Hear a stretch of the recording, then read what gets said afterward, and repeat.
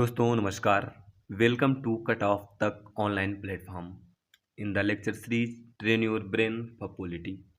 Today we are discussing article 76 of the Indian constitution. This article deals with attorney general for India means अनुच्छेद 76 भारत के महान्यायवादी के बारे में उपबंध या प्रावधान करता है।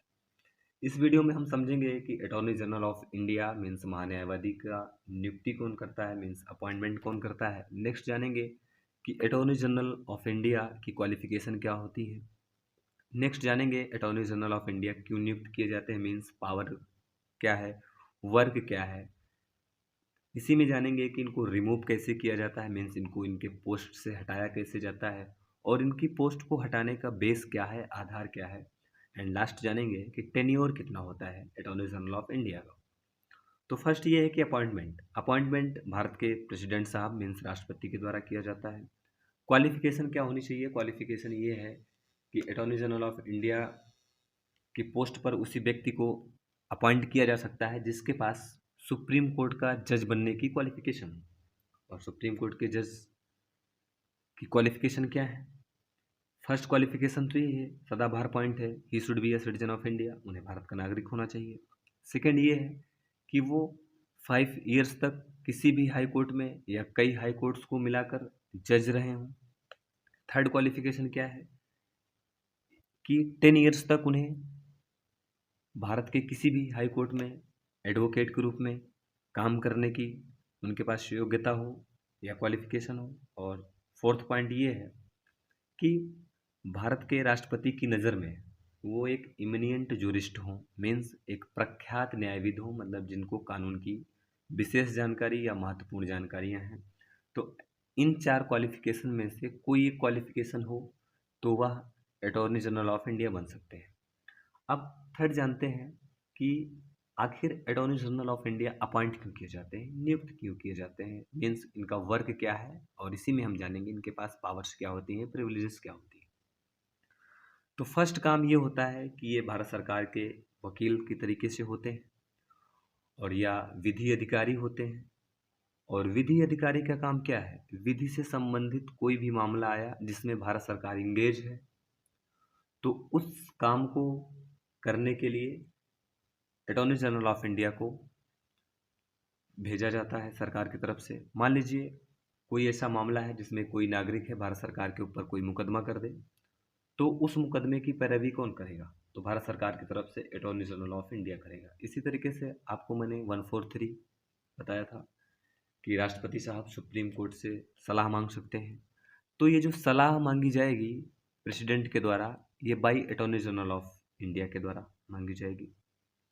तो टोटलिटी में मेन वर्क यही है कि भारत सरकार का कानूनी संबंधी कार्य या विधि संबंधी कोई कार्य जो किसी न्यायालय में चल रहा है या पेंडिंग है, या भारत सरकार को कोई कानूनी प्रक्रिया स्टार्ट करनी है किसी कोर्ट में, तो वह अटॉर्नी जनरल ऑफ इंडिया के द्वारा की जाएगी। अब समझते हैं इनकी पावर्स क्या होती हैं। तो पावर्स बहुत स्पष्ट रूप से कॉन्स्टिट्यूशन में नहीं लिखी गई हैं, बट मेन वर्क यही है या पावर्स यही है इनके पास कि उनके पास पार्लियामेंट के किसी भी सेशन में बोलने का राइट होता है और प्रोसीडिंग में भाग लेने का अधिकार होता है, बट वो वोटिंग नहीं कर सकते क्योंकि वो इलेक्टेड मेंबर्स नहीं हैं, क्योंकि संसद इलेक्टेड मेंबर होते हैं और attorney general of India appointed member है। तो ये संसद के किसी भी सदन में, लोकसभा में, राज्यसभा में बैठक हो रही है, भाग ले सकते हैं, वहाँ बोल सकते हैं, कार्यवाही में हिस्सा ले सकते हैं, बट वोट नहीं कर सकते। और इनको प्रिविलेजेस क्या मिलती हैं?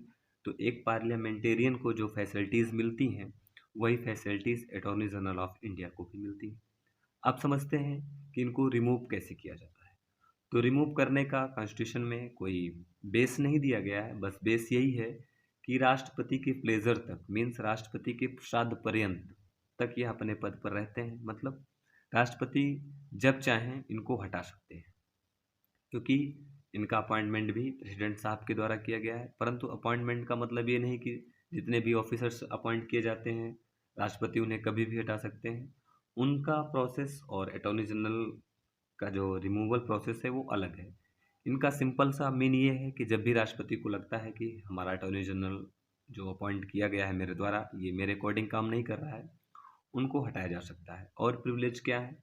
एक तरीके से ये एडवोकेट ही होते हैं, तो सरकार के विरुद्ध ये मुकदमा नहीं लड़ सकते, बाकी अन्य कहीं भी ये मुकदमा लड़ सकते हैं, किसी भी कोर्ट में ये अपनी वकालत कर सकते हैं। संविधान ने इन पर प्रतिबंध नहीं लगाया है। और फिर समझते हैं टेन्योर क्या होता है। तो टेन्योर कोई फिक्स नहीं है, जब तक राष्ट्रपति साहब चाहें तब तक इनका टेन्योर है।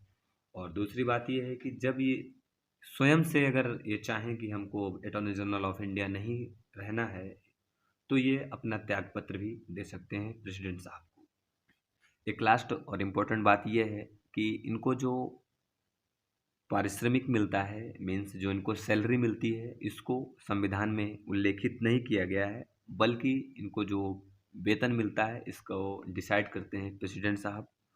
और लास्ट इम्पोर्टेंट बात यह है कि attorney general of India Bharat सरकार के विरुद्ध कोई भी कार्यवाही नहीं कर सकते। मीन्स कि भारत सरकार के ये पर्सन्स हैं, मीन अधिकारी हैं, और ये भारत सरकार के विरुद्ध ही किसी का केस नहीं लड़ सकते, भारत सरकार की तरफ से केस लड़ते हैं।